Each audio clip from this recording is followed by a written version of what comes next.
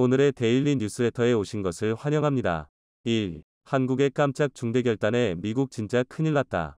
2. 7개국 정상, 기자들 발칵. 3. 이러다 정권 놓칠 것, 초비상 바이든. 한번 진실을 알아봅시다. 최근 삼성, 현대, LG의 시원한 복수가 공개되면서 미국이 큰 충격을 받았고, 이에 대한 보복을 예고한 바이든 대통령의 발언이 화제가 되고 있습니다.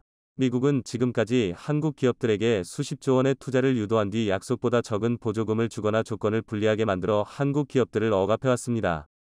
그러나 이번에는 보조금을 아예 주지 않겠다는 폭탄 발표를 한 것입니다. 이로써 한국 기업들은 미국에서 보조금을 받을 수 없게 될 가능성이 생겼습니다. 이러한 보복은 일본과 대만 기업들에는 계속해서 보조금을 지원해주는 반면 한국 기업들에 대해서만 이런 큰 충격을 준 것입니다. 그러나 대반전이 일어났습니다. 바이든의 이러한 보복에도 한국 기업들은 당당하게 그래? 할 수 있으면 해봐 라는 웃음을 보였습니다. 이에는 한국이 숨겨둔 강력한 한방이 있었기 때문이었습니다. 그 이유는 너무나도 놀라웠습니다. 한국은 오랫동안 기술력과 혁신력을 통해 다양한 분야에서 세계적인 성과를 거두어왔으며 이를 바탕으로 국내외에서 강력한 지위를 유지하고 있습니다. 특히 삼성, 현대, LG와 같은 대표적인 기업들은 글로벌 시장에서 뛰어난 경쟁력을 갖추고 있으며 첨단 기술과 혁신적인 제품을 개발하고 생산해내고 있습니다. 한국 기업들의 강력한 한방은 이러한 기술력과 혁신력에 뿐만 아니라 글로벌 시장에서의 다각화된 비즈니스 전략과 다양한 파트너십에도 근거하고 있습니다. 미국에 대한 의존도를 낮추고 다른 시장에 진출하며 협력사와의 긴밀한 협업을 통해 한국 기업들은 경제적 위기 상황에서도 유연하게 대응할 수 있었습니다. 또한 한국 기업들은 지속적인 연구개발과 혁신을 추구하여 새로운 기술과 제품을 개발하고 글로벌 고객들에게 탁월한 가치를 제공하고 있습니다. 한국 기업들의 이러한 역량과 대응 능력은 바이든의 보복에 대해 자신감을 실어주었고, 그들은 미국에 대한 의존도를 낮추고 세계 시장에서의 경쟁력을 더욱 향상시킬 준비가 되어 있습니다. 이를 통해 한국 기업들은 새로운 성장 기회를 모색하고 글로벌 시장에서 더욱 성공적으로 진출할 것으로 기대됩니다. 바이든의 대규모 보조금 지원 약속을 다시 한번 믿고 현대차와 LG에너지솔루션이 합작법인을 만들어 미국에 엄청난 투자를 발표했습니다. 현대차그룹과 LG에너지솔루션 37만 3,220, 2조 7천억 원을 투자해 2025년 가동을 목표로 미국 현지에 연간 약 30만 대 물량의 전기차 배터리셀 생산 공장을 짓기로 했습니다. 생산 규모는 약 30기가와트시, GWh로 고성능 순수 전기차 약 30만 대를 생산할 수 있는 엄청난 양인데요. 현대차그룹과 LG에너지솔루션이 투자 총액의 절반을 50%씩 출자하고 나머지 절반은 합작법인의 차입으로 마련하기로 했습니다. 이로써 LG는 북미의 가장 많은 배터리 생산 공장을 갖게 되었습니다. LG에너지솔루션의 이 8개 공장과 1, 2, 3차 현지 협력업체들까지 모두 고려하면 LG엔솔이 미국에서 창출한 고액연봉 일자리만 수백만 개에 달할 것으로 전망되고 있습니다. 바이든은 자신이 외교를 잘한 덕분에 한국 기업들이 미국에서 수백만 개가 넘는 양질의 일자리를 창출하고 있다고 자랑하고 있는데요. 자, 그런데 이렇게 고마운 한국 기업에 너무나도 충격적인 발표를 했습니다. 현대자동차 그룹과 LG에너지솔루션이 전기차 배터리셀 생산을 위한 북미 합작법인을 설립한 가운데 미국은 투자를 환영하면서도 추가 인센티브는 없을 것이라는 충격적인 발표를 했습니다. 브라이언 캠프 조지아 주지사실의 게리슨 더글러스 대변인은 26일 현지 시간 AP통신과의 인터뷰에서 이번 배터리 공장은 현대 전기차 전체 공장 시설에 포함되어 있기 때문에 추가 인센티브, 감세 혜택은 없을 것이라고 선을 그었습니다.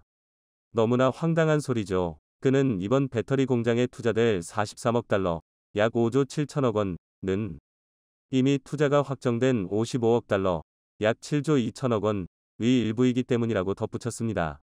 지금까지는 한국 기업이 투자를 확정하는 순간 온갖 말도 안 되는 조건을 갖다 붙이며 보조금을 깎는 방식이었다면 이번에는 아예 하나도 주지 않겠다는 것입니다. 이 지역 출신인 존 오소프 연방상원의원, 민주,도 이날 오전 온라인 기자회견 및 AP 인터뷰에서 현대자동차가 미국제 배터리로 미국 내에서 전기차를 생산할 때까지는 인플레이션 감축법, IRA, 위 세액공제를 기다려야 한다고 밝혔습니다. 그는 현대차가 조지아주에서 전기자동차를 생산해야 이들 자동차는 IRA 위 세액공제 혜택 대상이 될 것이라고 덧붙였습니다. 조용히 기다리라는 것입니다. 너무 화가 나는 무례한 발언인데요. 자, 그런데 바이든의 충격적인 보복은 이제 시작이었습니다. 이것보다 더 충격적인 발표까지 최근 공개했는데요. 바이든의 오른팔로 불리는 러몬도 상무부 장관은 자국 반도체 업체 마이크론에 대한 중국의 제재에 대해 단호히 반대, 용납 불가 등의 표현을 쓰면서 강도 높게 비판하면서 한국도 무조건 미국의 제재에 동참하라는 식의 충격적인 폭탄 발표를 했습니다. 며칠 전까지만 해도 마이크론의 공백을 채우지 말아달라는 정도의 부탁을 해왔는데 이제는 중국과 교역을 완전히 끊어버리라는 것입니다. 한국은 미국과 달리 중국에 대한 의존도가 50%에 달합니다. 특히 반도체의 경우 중국에 대한 의존도가 매우 높은데요. 한국의 이러한 지정학적 상황을 완전히 무시해버린 채 한국 경제가 박살이 나든 말든 중국과 교역을 끊어버리라는 충격적인 발표를 한 것입니다.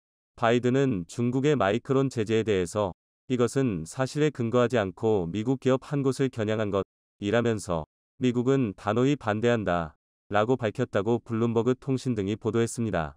그러면서 일관되게 밝힌 대로 우리는 이번 도전과 중국의 비시장적 관행과 관련된 모든 도전을 해결하기 위해 파트너, 국가들과 긴밀하게 협력하고 있다 고 말했습니다. 한국이 중국에서 마이크론의 빈자리를 채우지 않는 것은 물론 중국에 대한 반도체 수출을 완전히 끊어버릴 수도 있다는 것입니다. 그는 반도체 지원법상 투자는 미국 내 반도체 생산을 강화하기 위한 것이라면서 우리는 IPEF 국가들의 투자 참여를 환영한다. 우리는 일본, 한국, 싱가포르 등의 기업들이 반도체 지원법상 지원에 참여할 것으로 예상한다 고 말했습니다. 중국과 교역을 끊어버리는 순간 한국의 경제 절반이 날아갑니다. 역사상 가장 충격적인 대공황을 겪는 것이 확정적인데도 미국은 한국이 중국과 교역을 완전히 끊어버리는 미국의 강력한 제재에 동참하도록 강요하고 있습니다. 한국이 중국에 팔지 못하게 될 엄청난 규모의 반도체 및 다른 제품들을 미국이 대신 사주는 것도 아니면서 미국은 한국의 무리한 요구를 강요하고 있는데요. 한국을 도와주기는커녕 한국 기업의 투자 확정 소식이 발표되자마자 보조금을 아예 안 주겠다는 폭탄 발표를 하고 있는 미국을 절대 믿을 수 없는 상황입니다. 자, 그런데 한국이 대반전을 만들었습니다. 바이든 면전에 대놓고 폭탄 발표를 했습니다. 삼성전자와 SK하이닉스가 중국의 제재를 받은 미국 반도체 업체 마이크론의 시장 공백을 메우려 해도 한국 정부는 나서서 막지 않겠다는 입장을 시사했다고 파이낸셜 타임스가 보도했습니다. 파이낸셜 타임스는 한국은 자국 반도체 업체들이 중국의 마이크론 제재 이후 틈을 채울 수 있다는 신호를 보내고 있다는 제목의 기사에서 이같이 전했습니다. 장영진 산업통상자원부 1차관은 어제 출입기자 간담회에서 마이크론 제재에 따른 정부 대응과 관련해 정부가 이래라저래라 할 수 있는 사항은 아니고 기업이 판단할 문제라며 기본적으로 삼성전자나 SK하이닉스는 글로벌 사업을 하니 양쪽을 감안해서 잘 판단하지 않을까 생각한다 고 밝힌 바 있습니다. 이뿐만이 아닙니다. 미국의 대중 반도체 압박에 대해 중국이 마이크론 제재로 맞대응하며 미중 반도체 전쟁 2세 국면에 접어든 가운데 중국이 한국에 파격적인 제안을 해왔습니다. 사실상 중국이 반도체 문제에 대해 한국에 먼저 손을 내민 것인데요. 중국 상무부는 지난 26일 현지 시간 안덕근 산업통상자원부 통상교섭본부장과 왕원타오 중국 상무부장이 미국 디트로이트에서 열린 아펙 무역장관 회의에서 만나 회담한 뒤 양국의 반도체 협력을 특히 부각한 보도문을 27일 발표했습니다. 상무부는 양측이 산업망과 공급망 안정 수호 등에 대해 논의했다고 전하면서 반도체 분야를 특정해 양측은 반도체 산업망과 공급망 영역에서의 대화와 협력을 강화하는 데 동의했다고 주장했습니다. 반도체뿐만이 아닙니다. 중국은 이날 2차 전지의 핵심 소재인 리튬을 한국에 몰아주겠다는 파격적인 발표를 한 것으로 전해졌습니다.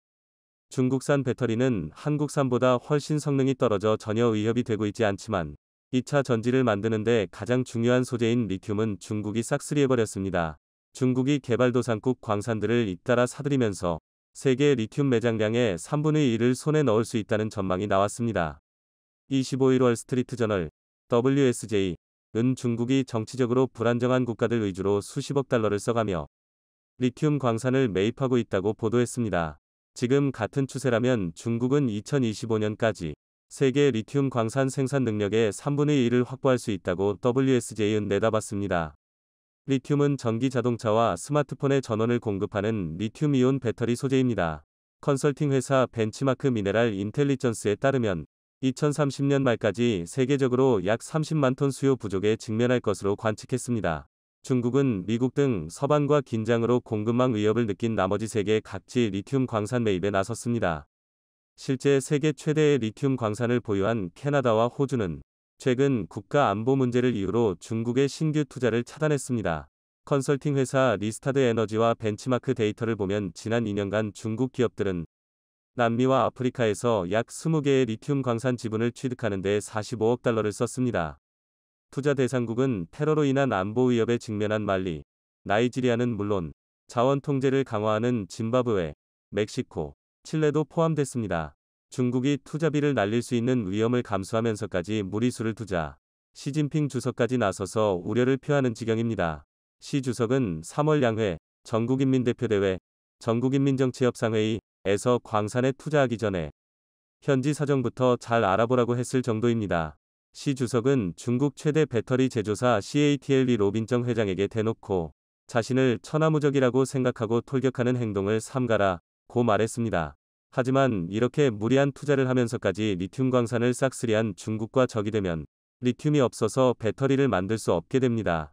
미국은 너무나도 두려워하고 있습니다. 한국과 중국이 손을 잡고 글로벌 배터리 공급망을 완전히 장악해버리면 미국은 한국에도 중국에도 찍소리 못하게 되어버리기 때문입니다. 이제는 여러분들도 잘 아시다시피 2차 전지 배터리는 단순히 전기차에만 들어갈 것이 아니라 ESS라는 에너지 저장 장치를 통해 공장과 심지어 우리 가정에서도 2차 전지를 통해 전기를 공급받는 미래가 오기 때문입니다. 우리 일상생활에 전기가 필요한 모든 곳에서 쓰인다는 소리죠. 2025년이면 메모리 반도체 시장 규모를 따라잡고 2030년이면 메모리 반도체 시장의 5배에 육박할 것이라는 2차 전지 시장. 심지어 리튬 배터리의 핵심 소재인 양극재, 음극재 시장 규모도 2030년이면 메모리 반도체 시장의 2배에 달할 것이라는 전망이 쏟아져 나오면서 글로벌 시장 게임 체인저로 각광받고 있는데요.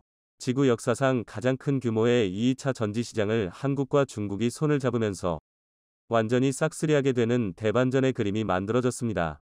바로 오늘부터 일본에서 시작된 G7 정상회담에서 이재용 삼성 회장의 폭탄 발표가 나오자 바이든은 당황해서 어찌할 줄을 몰라 하고 있습니다. 세계에서 가장 강력한 7개국 정상들과 전 세계 최고의 기업들이 모인 이 자리에서 전 세계를 발칵 뒤집어버릴 엄청난 발표를 해버린 이재용 회장. G7 정상회담 생중계를 위해 몰려든 세계 주요 외신 기자들은 이재용 회장의 깜짝 발표를 대대적으로 보도하며 난리가 났는데요. G7 정상회의에 후쿠시마산 식자재를 사용한 요리를 각국 정상과 전 세계 기자단들에게 제공할 것이라 밝혀 시작하기 전부터 큰 논란이 되고 있는 G7 정상회담. 16일 일본 후쿠시마 지역 방송인 테레비유 후쿠시마 등 보도에 따르면 우치보리 마사오 후쿠시마현 지사는 정례 기자회견에서 19일부터 21일까지 열리는 G7 정상회의에 참여하는 각국 요인들에게 후쿠시마산 식자재를 사용한 요리가 제공된다며 부흥의 발걸음을 내디디고 있는 본 후쿠시마현에 대한 이해를 깊게 할 수 있는 귀중한 기회라고 생각한다고 말했습니다. 우치보리 지사는 각국 정상이 모이는 G7 정상회의에서 정부가 정확한 정보 전달에 노력해 오염수나 재염토 처리 등에 대한 관계국들의 이해가 깊어지기를 기대하고 있다고 말했습니다. 후쿠시마 지역 언론인 후쿠시마민보에 따르면 기자들이 모이는 미디어 센터에는 후쿠시마산 일본 술, 복숭아 주스 7탄산수 등 후쿠시마 토속주와 명과 등 신식 코너가 제공된다고 보도했습니다. 후쿠시마산 오염수 방류를 앞두고 있는 가운데 G7 정상회의 주요 요인들뿐 아니라 세계 각국에서 온 외신 기자들에게 후쿠시마산 식자재로 사용한 요리가 제공될 경우 논란이 예상됩니다. 과거 2021년 도쿄올림픽 당시 일본 정부가 후쿠시마산 식자재를 선수촌에 납품해 일부 국가들은 선수들에게 직접 음식을 공수한 적이 있습니다. 최근 영국 옥스퍼드 대학교 명예교수 앨리슨이 기자들 앞에서 지금 내 앞에 희석되지 않은 후쿠시마 물 1리터가 있다면 바로 마실 수 있다. 자연적인 수준의 80% 수준밖에 방사선 수치가 오르지 않는다. 수백 리터도 가능하다고 말할 수 있다. 라며 일본 정부의 정직과 신뢰 여부를 확인해 볼 필요가 있다고 생각한다. 일본인들을 믿을 수 있나? 왜 못 믿나? 이 경우 신뢰가 작동해야 한다. 라고 전했는데요. 알고 보니 원전을 사랑하는 원전 찬양론자인 것으로 보입니다. 그는 그가 발표한 책을 통해 후쿠시마 초기 사고로 일부 원자로가 파괴되었지만 사람들한테 노출된 방사선은 너무 과장 왜곡되었고 중대한 영향을 끼쳤다. 라는 황당한 발언을 했습니다. 그러면서 시급하고도 진정한 재앙인 기후온난화와 싸우는 가장 현실적인 방법은 방사선 허용 한도를 현재 연간 1mSv 보다 1000배로 올려 핵발전소 건설 비용을 대폭 낮추고 무탄소 전원인 핵발전소를 빨리 증설하는 것이다. 라는 위험한 발언을 서슴지 않았습니다. 아소다로 일본 전 부총리는 후쿠시마 오염수는 아무런 문제가 없다. 며 오염수를 마셔도 괜찮댔스. 라고 재차 강조하자 중국은 니취팔로마 그럼 마셔봐. 라며 강경 대응했는데요.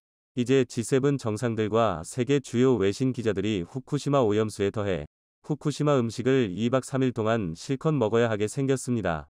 자, 그런데 이보다 더 큰 이슈가 생겼습니다. 바이든을 포함한 G7 정상들과 세계 최고의 기업 수장들이 모두 모인 이 자리에서 이재용 삼성 회장의 폭탄 발표가 나오면서 바이든이 뒷목을 잡고 쓰러지려 하고 있습니다. 기시다 후미오 안전무능 일본 총리가 18일 도쿄 총리 관저에 삼성전자 등 세계적 반도체 기업 7곳의 경영자를 초청해 일본 반도체 산업에 대한 투자 및 일본 기업과의 협력 강화를 요청했는데요.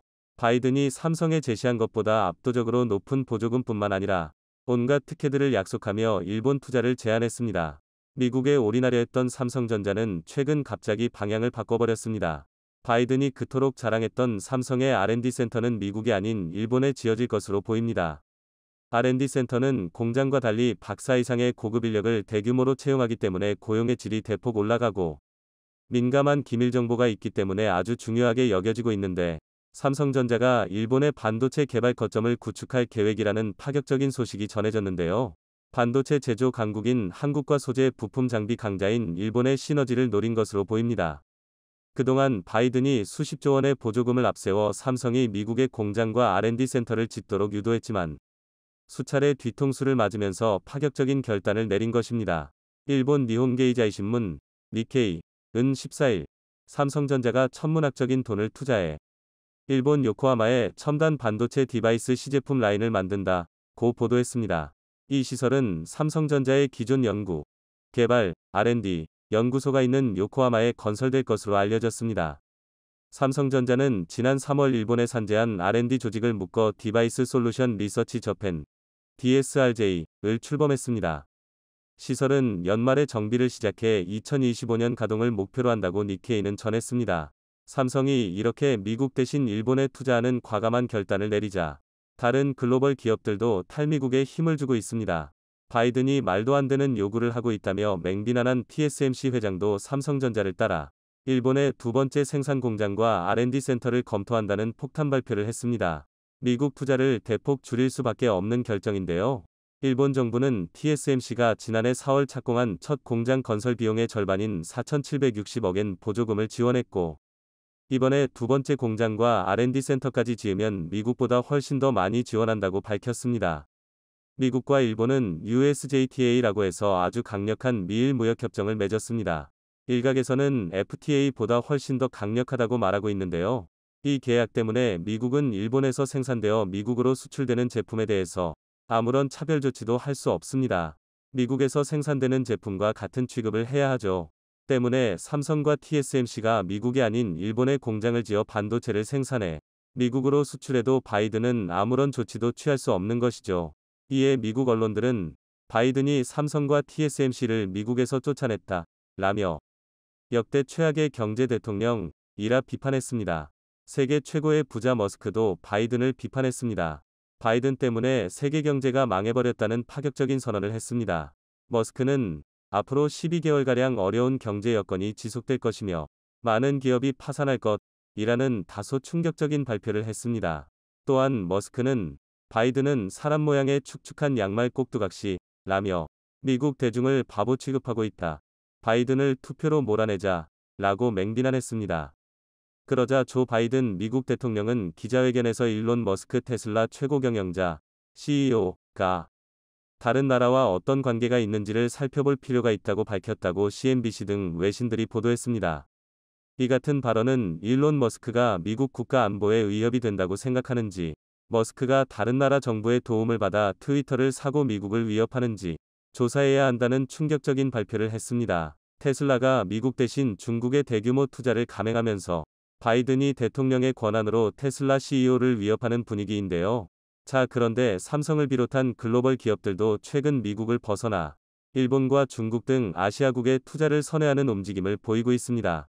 자, 그런데 중국은 조심할 필요가 있습니다. 중국의 한 반도체 기업 간부인 A씨는 최근 삼성전자와 SK 하이닉스, 대만 TSMC 등의 공장이나 사옥 주변을 자주 서성이고 있는 것이 발각됐습니다. 반도체 개발 분야의 고급 인력 스카우트를 위해 현장에서 직접 접촉하려는 것입니다. A씨는 그들의 퇴근 시간은 대체로 일정한 편이라며 한국이나 대만의 엔지니어들을 만나 기존 연봉 이상의 웃돈을 제시한 뒤 우리 쪽 생산 라인에서 함께 일하자고 제안하고 있다고 말했습니다.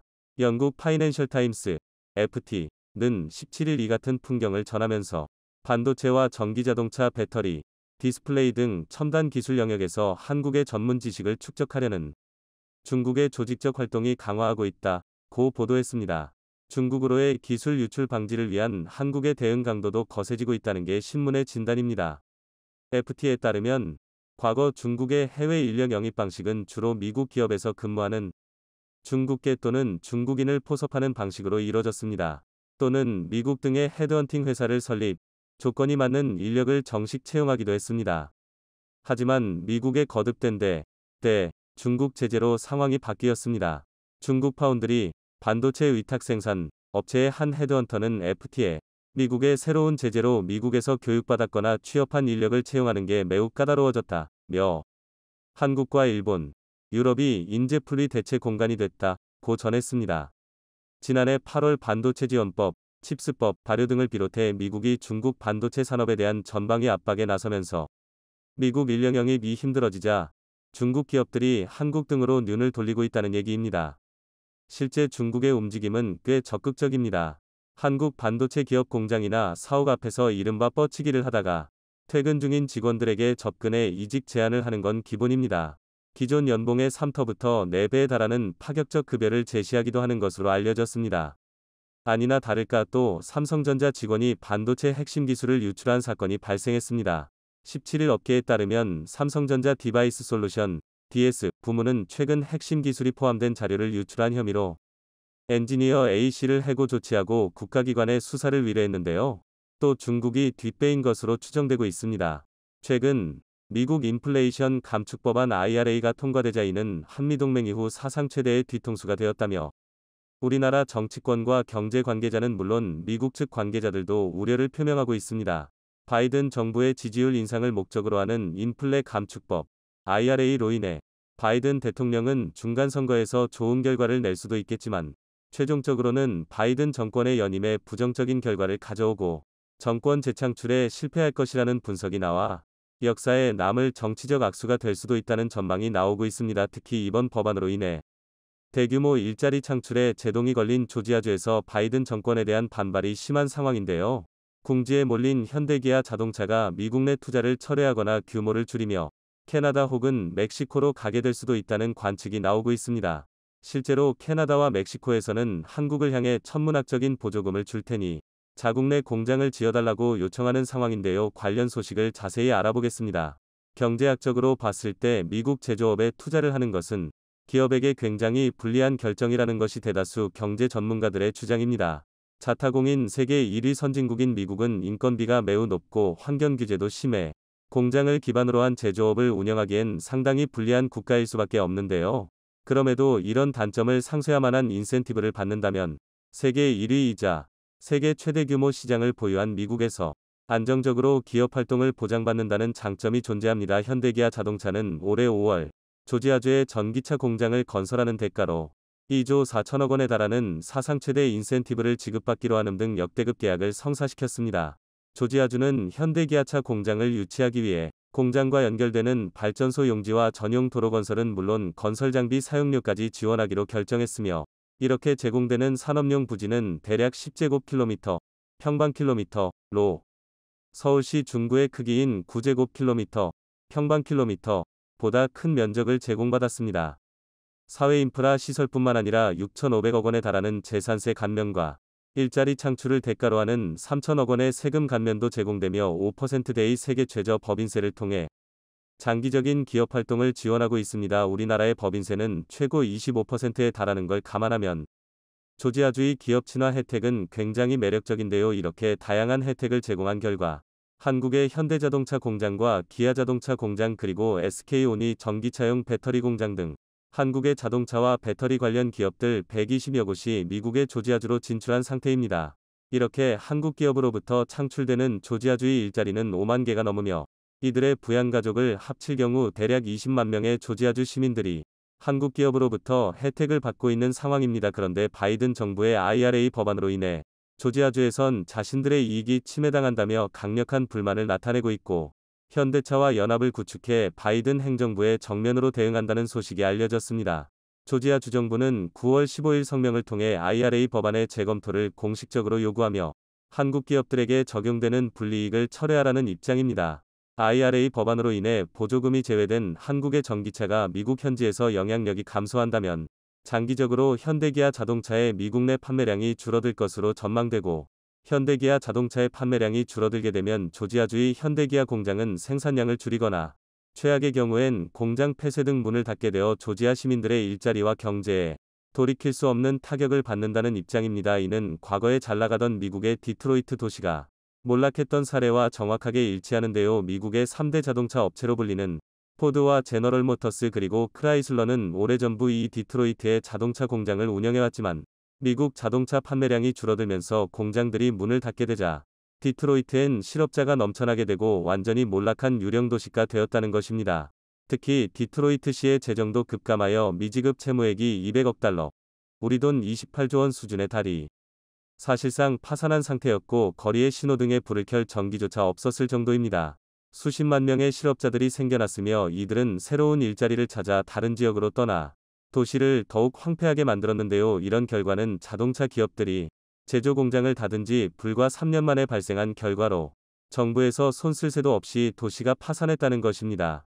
현재 한국의 자동차 공장과 배터리 공장에 의존하는 조지아주 역시 이런 현상을 가장 경계하고 있습니다. 현지의 현대기아 자동차 공장과 SK의 배터리 공장, 이들과 연결된 수백 곳의 하청업체들까지 한국 기업이 그물망처럼 엮여 있기에 한 곳이라도 어려움에 처하면 도시 전체가 위태로워질 수 있다는 것인데요.